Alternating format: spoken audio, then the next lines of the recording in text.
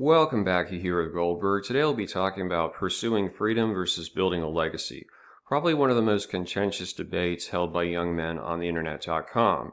And if you were raised in the post-2008 financial collapse online culture, you've probably been bombarded with a lot of pop-up ads, blogs, videos of, financial independence, retire early, the dividend strategy, max out your Roth IRA, your 401k, get your gold, get your Bitcoin, get your suppository red pill coin.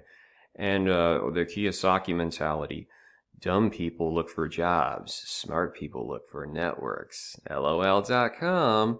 And in principle, it's not a bad thing, right? You don't want to rely simply on a paycheck. You should have savings. You should be building wealth.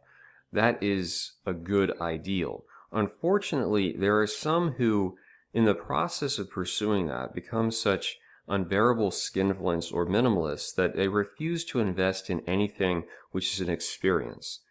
Traveling, going to a show, a road trip, whatever, even the possibility, of developing a friendship, they'll write it all off because I just need to make money and enjoy the decline. I don't want anything in my way.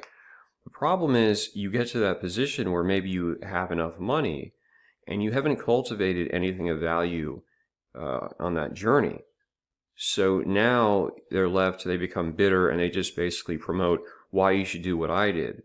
Like, well, honestly, and maybe that's your passion, I doubt it. Me personally, when I reach that position, or maybe I win the lottery, I'm not going to talk about why it's good to win the lottery. I'm going to talk about what I actually am interested in education-wise. For other people, it could be art, music, service to the community. That's what your focus would become, not just talking about it. So I'm not suggesting everyone who is on that path or in that position is that way, but I see it a lot on the internet, which is a shame. And much of this stems from the way that we are steeped in this liberalism, individualistic ideology in the West, which comes primarily from the UK and a few other places. But you also had the German school. And so to see a contrast, this is Spangler. This is from his essay, Prussianism and Socialism. He said, the English, it was about success and good fortune. For the Germans, it was challenge and duty. So he says, the Englishman pays for his practical freedom with the loss of the other kind of freedom. He is inwardly a slave, whether as Puritan, rationalist, sensualist, or materialist. For 2 centuries now, he has been the inventor of all philosophies that do away with inner independence.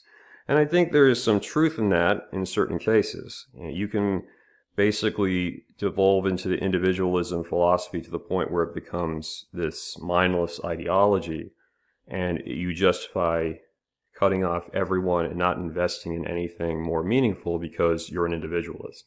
So I think everything in a certain amount of moderation. That's how I approach the matter.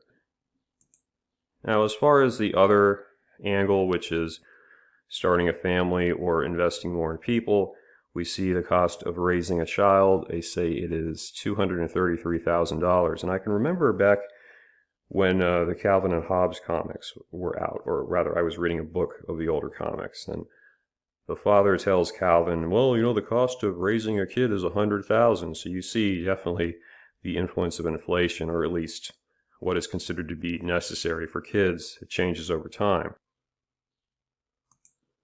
And then there's the possibility that your marriage dissolves, you lose a lot of money, so that's one potential risk. You have women now that they're just going, if she's talking to you, she's saying, I've been like a sister to you. Be a simp for me now. There's that one.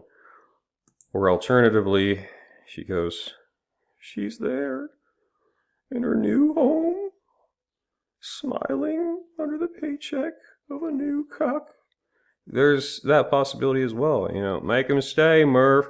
So don't assume that it's one or the other. I think it's important to establish the fact that both can be destructive depending on the route that is taken and the person that you are interacting with. So, it's always going to be, there's not like a fixed one way or the other. That's why life is about risk to a certain extent. Risk avoidance, but also risk acceptance, depending on who you are and what you want to accomplish. Now, some people will say you have to reproduce because you need to make sure your genetic line goes on. And some would say, yeah, but your uncle has enough of your DNA, so if he has a kid, it doesn't really matter. Others would argue, like in this case, siblings can have different DNA because of recombination. So that's an open debate. I would not recommend having kids just because you need to make sure your line goes on, because let's be real, there's a lot of people who probably shouldn't be. If you have BPD, or you are like a pathological liar or narcissist, I don't care if you're a traditional religion type. You shouldn't reproduce because you're probably going to be abusing your children emotionally, if not worse. So not everyone should have kids just because. And if you can't, but you still have a sense of that, there's always the Mr. Chips aspect to it, where he never had a son of his own, but he was so committed to these boys that on his deathbed he said, what are you talking about? I've had hundreds of sons, thousands of them, because he was such a tremendous influence on their lives. It's just like you could adopt potentially. There's a lot of that, oh, I'm not going to raise someone else's kid. And I wouldn't personally do it as a first choice, but I don't think it's necessarily a horrible idea, because you see, like in the Balkans, you see in Russia, the number of kids that are subjected to abuse, that are in these spirals of destruction because of alcoholism, heroin abuse. Is it such a bad thing if you can actually instill something different in them? Because we can look at Ronald Reagan. His two biological kids, one of them she was posing nude, the other is like an empowered liberal. His adopted son is the one who actually has carried on his legacy, which is kind of interesting.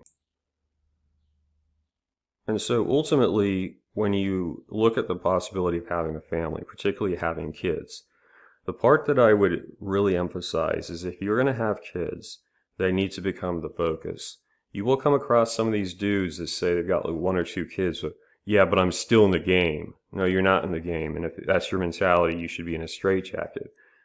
You cannot treat it like, well, I have kids, but my life just stays the same way. No, you're going to have to make sacrifices. You might have to work a little bit less. If you're big into overtime or being a workaholic, you're going to have to cut that back, because in today's world where, oh, send them to public school, but now this 25-year-old teacher can't even teach them because of COVID, he's going to die. You're probably going to have to homeschool if you can't afford a private school. And you need to be leading them and giving them experiences, because ideally you want to be a close confidant of your kids, not some distant android. Those are the parents who then see their kids just being train wrecks, OnlyFans, whatever. You don't want your son to be one day, they'll probably take my brain and put it on a computer and then he'll have to watch me. I mean, that would be a pretty dreadful sentence to him. I hope not. You need to be there. You need to be a leader. You have to be someone they look up to and they actually admire, because if you don't do that, then they're going to disrespect you, and their choices, whether romantic or just life related, are going to reflect in that fashion. Also, if you're going to have kids, make sure that you are committed to that. Okay, this is from the book, How I Found Freedom in an Unfree World, which is considered kind of the libertarian or MGTOW manifesto. And he actually cut off his biological daughter for a number of years because he wanted to be really free. And then he realized how screwed up it is.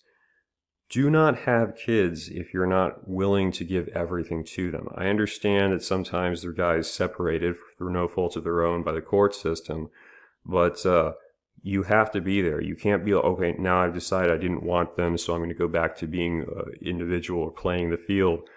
That's not the mentality. So if you want to establish a legacy, build the legacy. If you just want to remain free and be an individual, do that. But don't try to, I'll do both at the same time, because more than likely, yeah, you can build wealth and have kids, but you're going to have to sacrifice wealth for the kids. And you're not going to be able to remain an individual while also having these kids off at a distance, because then you're not really doing your job as a parent. So I don't come down and say one is better than the other. It's just important to understand there's not just one outlook. It's not just the minimalist or individual outlook. It's not just that you have to have a family outlook. The world is varied and nuanced, and it's important to find your path instead of letting others dictate it for you.